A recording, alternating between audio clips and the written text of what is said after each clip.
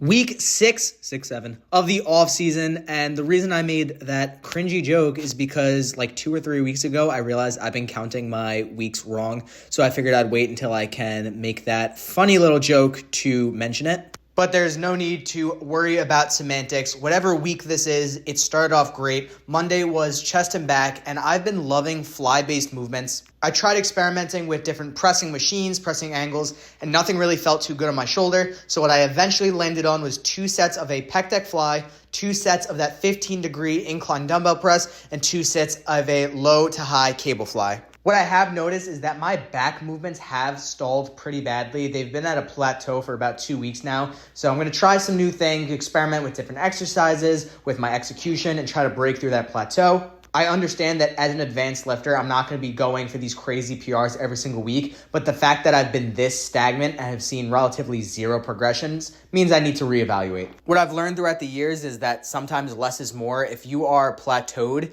sometimes you're doing too much, you're not able to recover, or your working sets are too heavy of a weight, you're not executing properly, and there's not enough actual stimulus in your target muscle to progress. So lightening the weight, decreasing volume has been helping with breaking through these plateaus, and I think that's going to be the game plan for my back day training. Tuesday was leg day, and unfortunately, I only have one clip from leg day. It was my 5-plate hack squat for 10 reps, so at least it was a good clip. Without getting too much into it, a friend of mine is going through some stuff, so after I did my set of hack squats, I kind of tagged along for their workout, and they were clearly upset, so I wasn't going to start setting up my tripod and recording, which is why I only have one video.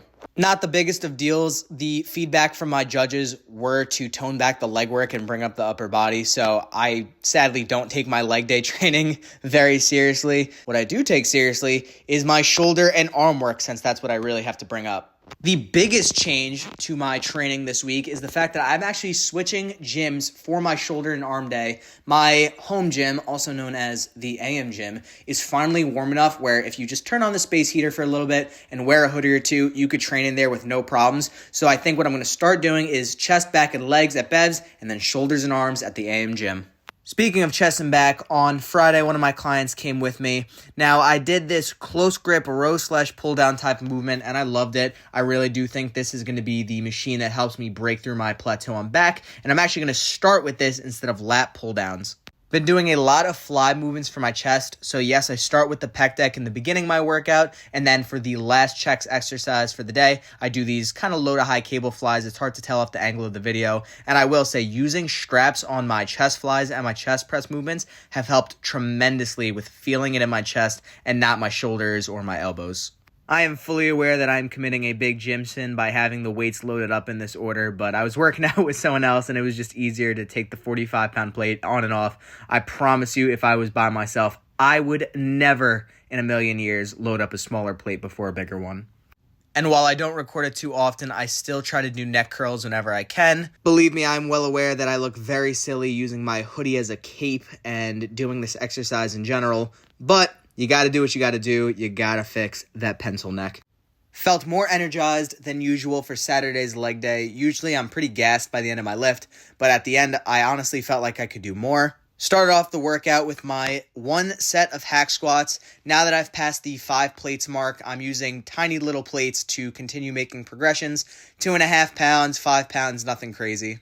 After going back and forth on whether I want to do single leg or double leg extensions, I decided to just stick with these alternating leg extensions. Not only is it a lot easier to hold myself into the seat since I'm only being pulled back by half the weight that I would be using, but I also find that by alternating, I let a little bit of that metabolic stress, lactic acid, whatever you want to call it, that burny, feely sensation, it goes away a little bit, which means when I fail, it's because of my muscle failing and not just I can't take the burn anymore. Little bit of hip thrusts. I do these because I have to, not because I want to. You know what I love training? A little bit of arms in the AM gym. Sunday morning was super warm in New York, so I didn't even need to warm up in a hoodie. I was genuinely just working out in a t-shirt and sweatpants. Had a few buddies over as well, so it was just a nice little taste of what the spring and summertime lifts are going to be like. I will say the only thing about this lift that didn't feel good was my tricep work. I did 2 sets of an overhead extension and 2 sets of these single arm tricep pushdowns. And honestly, nothing really felt good in my tricep. It all felt like elbows to me. Thankfully, since I know I'll be training in the AM gym for arms very consistently, I can experiment with different variations and see what feels good. Finished off the workout and the week with a little bit of rear delts and posing, and you guys do not want to know what was going on during this conversation. Thank goodness I mute all of my clips. Speaking of clips, the next one you guys will see will be from my California trip, which will be the entirety of next week's video.